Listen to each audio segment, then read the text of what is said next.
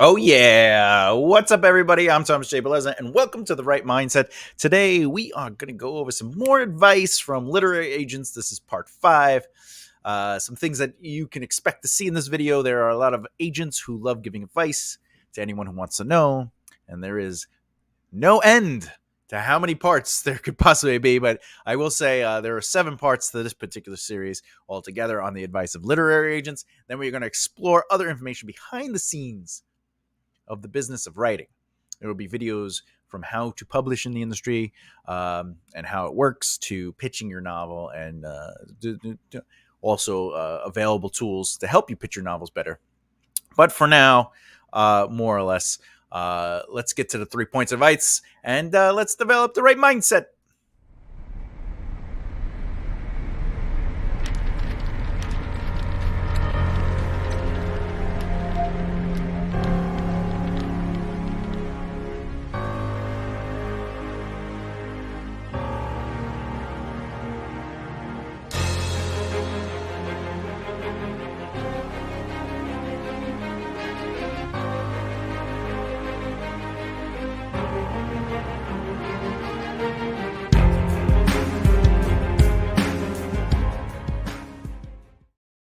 I love that music. All right. So today is going to be advice from literary agents to everybody who's been watching my series, my videos. If you're new here or been doing it for a while, please hit that subscribe button and the bell icon so you don't miss out. It really helps the channel. Like, comment, and share the video if you possibly can too. Let's jump right to it. Advice number uno. If you've been referred to a Curtis Brown agent by a contact at a publishing house, please let us know in your letter. That's right. Third-party introductions are usually done with an actual introduction by said third party. It's not always going to happen, but it might be a casual, yes, let so-and-so know that I sent you. It's not as powerful, but it's better than nothing. So remember to use it. All right. The advice is, if you've been referred to blank blank blank by blank blank blank, let them know. The value of knowing that somebody that I trust sent you my way gives me interest to listen to you. And the way it works is, if somebody is referring you and telling you to use their name, that person believes in you and your work. If you work out, you'll end up being a huge boost for them too. All right. They grow some clout, as they say, in the business. If I recommend you because I believe in you and your work, and I'm going to recommend you to a contact that I have, and you do right by that contact, it's only going to make me look good anyway. But it's going to open up doors for other people, which means I can introduce more people to that person who I believe in. So not only does your behavior and your qualifications at my ranking to my referral to somebody help you, it also helps others in the future. So in a way, do right by the introduction so you can help others who need that introduction too eventually, right? What if you do bad and don't work out? Oof. Well, let's look at it in a positive light. If someone believes in you enough to refer you or to let you use them as a reference to get in the door, do your damn homework. Prepare for the meeting. Prepare for your introduction. Prepare your letter. Make sure your efforts are filled with dotted I's and crossed T's. Even if you don't work out, right? Being prepared still says a lot about you. You might not be what they are looking for, but they were happy to meet with you. If you are prepared, ready, and practiced in handling these meetings, you maintain a value of both the person who sent you and the people who saw you. This is so true in the sense of, if you go to a publishing company, right, and they like you, but they're not interested in your novel, or it's a novel that's not what they're looking for at that moment, or they already signed like 6 or 7 novels that are basically in the same genre. And I know your book is different than everybody else's. I understand that. But there's only so many genre books that they could, they're like, all right, we have 6 fantasy, we have 6 romances, we can't take on another one, right? So by you going in and still doing your best and still being prepared, that does not close the door for the next novel. And it also allows you to stay in contact with them. It allows you to build a relationship with them. It allows you to send other people their way, et cetera, et cetera. They might not be ready for you and your book, but they might say, we're looking for sci-fi, or we're looking for, young adult, or young adult romance, whatever. And you go, what? I know some authors that are at that level, and I think I would, with your permission, I would be happy to introduce you to one or two of them. And then I go, oh yeah, and that helps you build value. So it's okay to be told we're not interested, or you get denied or rejected, but be prepared, be ready, just so your value's there. P.S. Being prepared is essential. Know who you are, why you do what you do, and what you bring to the table besides your novel. What is your brand, your mission, your long-term goals? Do you just need these people to represent you, or are you looking for a long-term relationship? What would that relationship look like if you had it? And it can't be, I need a team that will get me to the top with me in my book.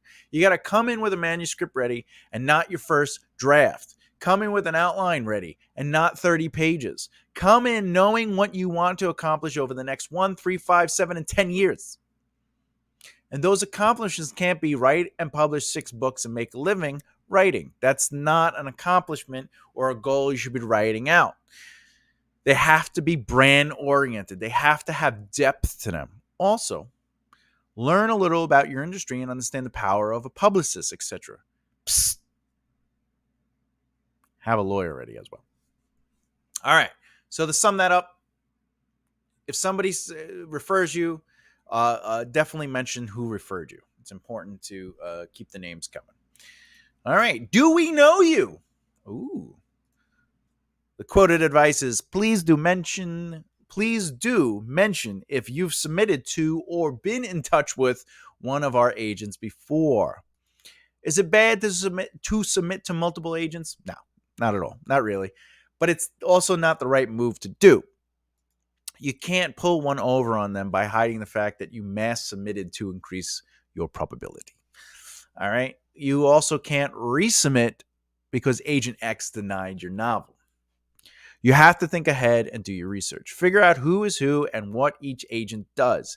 And when the time comes where an agent said no and you want to submit to the same agent, let them know the same agency, I should say, let them know who the other person was. It shows respect on your end as well. You don't win this game by being sneaky. And I know you want to be successful, published, and living the dream, but never at the cost of your integrity, value, or your name. It's okay to be told, we are not interested, and try again with different people. It's okay to try again with the same agent with a different novel, right? You can do that. We just mentioned that. It's even more okay to resubmit the novel with the changes the agent had suggested if you want to make changes, that is, in the first place. However, another rule of thumb is, if you go to an agency and one agent says, well, I'm not interested, this isn't the book, you go, is it all right if I submit it to another agent at your agency to see if they might be interested in this book? It's okay to ask that, and it's also very respectful. Yes, but if your work is rejected, then please don't reply pointing out that we've made a mistake. Reading is subjective, and there are all kinds of reasons for agents turning down proposals. Don't be downhearted. Other agents might feel differently. That's the quote. That's the word of advice. And absolutely, other agents might feel different. What's your favorite color? Mine is purple. Is that your favorite color? Yes? No? I mean, it happens. We have subjective point of views when it comes to what we like. It is okay if someone doesn't like your novel. It doesn't mean it is a bad or outright terrible novel. It means they didn't like it. They might even think it's good, but not their cup of tea. Take this as a moment to update your notes about that agent, especially if they give you notes on what they didn't like. Your job is not to annoy people because they push back on your novel. Your job is to find the right people for your team. And the right people for your team will always be the ones who believe in you and what you do. And that's even if they don't like your novel. I'm just saying. That's right. They don't have to like your novel. They have to like and believe in you. Fun story of my past. I used to have a musician client tell me to listen to their music all the time. And I'd say the same thing one of my mentors used to say to me all the time, and that's, I don't have to like it. I have to like you, and you have to like your music, or why would you write it? Turns out you have to like what you're writing as an author or a musician, because if the book is a success, you got to write more books in that series. If the song is a success, you got to play that song every single day. Especially if you're touring, you got to play it every night, right? And it gets annoying playing the same song all the time. But anyway, the same goes with agents and your novel. It's awesome when they like it. The validation is powerful, but it is not the be all end all. If they like you, they want to work with you. So be the kind of person you would like to work with. Be nice, kind, and understanding. And most of all, make choices and react with compassion. What I'm saying is, we should treat others how we want to be treated. If you want people to treat you right, treat others right. Now, obviously, if they're not treating you right or they continue to treat you poorly, it's okay to set up a boundary. But you got to have a conversation with them to acknowledge the boundaries. But it's also okay once the boundaries are set that if they're not adjusting their behavior, which they're not obligated to, it's all right to say, all right, I have to limit my time with this person. I have to cut them out, but I still have to be nice. Okay. Whew. Final thought. Did you notice that the secret to success is your ability to network, market, practice? Networking is about building and cultivating relationships to establish a strong circle of influence. Your circle of influence is not there for your career. It's there to be surrounded by people who influence stronger habits. Basically, if you want to be a successful musician, hang out with successful musicians. If you want to be a successful author, hang out with successful authors. And by the way, that doesn't mean you have to hang out with Stephen King or Brandon Sanderson's, but people that are becoming successful in their field, or they're just starting out and they're making successful moves. You're not there to take advantage of their their successes. You're there to learn from them. You're there to help them and support them and celebrate them, because you will learn from being around them. Marketing, though, is about designing a brand to create awareness, which ultimately generates sales so audiences buy into your message emotionally. Your brand is who you are, what you stand for, and how you represent those things in your presentation. Basically, your voice, image, and the conversation with your audience, right? So if people don't know you exist, then they can't become interested in you. If they can't become interested in you, then they can't buy into you. And also practice. Practicing is less about your craft, believe it or not, and more about your strengths and weaknesses to establish value sets. So when you're invited to the table, you are able to lead, follow, and advise. Leading is not about taking over, but inspiring, creating proactive effort, and setting the tone. Following is about going in blindly, but I apologize. Following isn't about going in blindly, but adding value to the table's overall mission. It's not about you, it's about them. When you advise, it isn't about being right all the time, but being someone who adds potential options. To sum up, networking is about who you know, marketing is about who knows you, and practicing is about knowing yourself. In the above pieces of advice of who referred you, do we know you, and yes, but who referred you is networking and having people in your corner who believe in you. Do we know you is marketing. Did you leave an impression on them last time? And how you interact says a lot about who you are. And yes, but is knowing your business enough to understand it's not about you, it's about them. All in all, advice is just that. Advice is really not the word of the divine. You can take it or leave it. But either way, I would listen and then do your research to understand it. Knowing and understanding are not the same thing.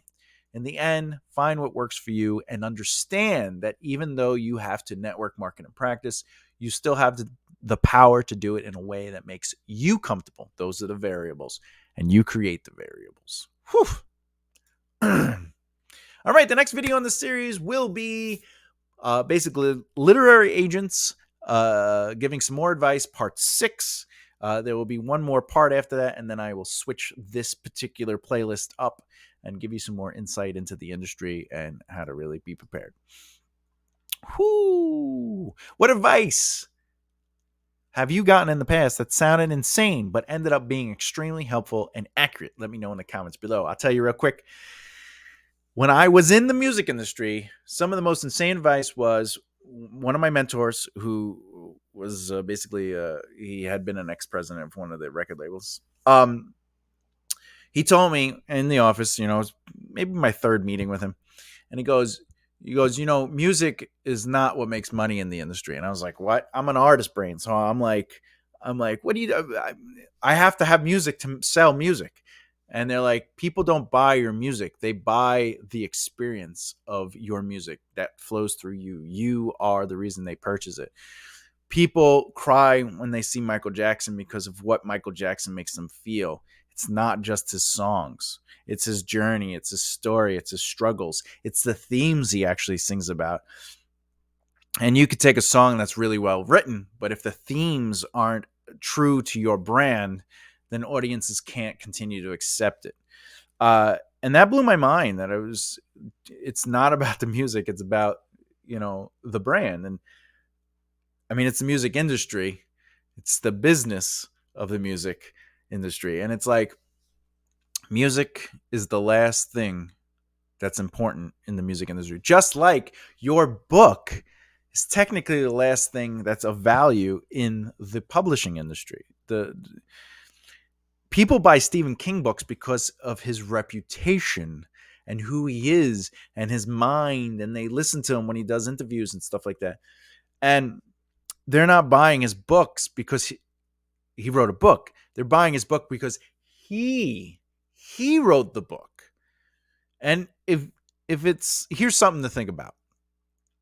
When you watch an interview for an author, a musician, an actor, whatever the case may be, let's do the author. When you watch an interview with an author, and I implore you to go watch some interviews with authors. How often do they read the book to the audience? Does the host or the person being interviewed open the book and read the book? Do they read a chapter? Do they read a pro from it? Do they, whatever the case may be, are they reading to the audience? Or are they having a conversation that explores the brand of the author, what their thoughts are, how they view the world? And they don't have to say, so what are your thoughts on politics? But the author might talk about the journey of writing the book. And that journey is known as process. And when we as audiences see the process and we watch how people work through the trials and tribulations of their lives, we connect with them, because there are moments when we go, oh, I've been there, right? We might not have been there with a book, but I've been there with X, Y, and Z. So we connect with audiences through that. And that's where a network market practice comes in.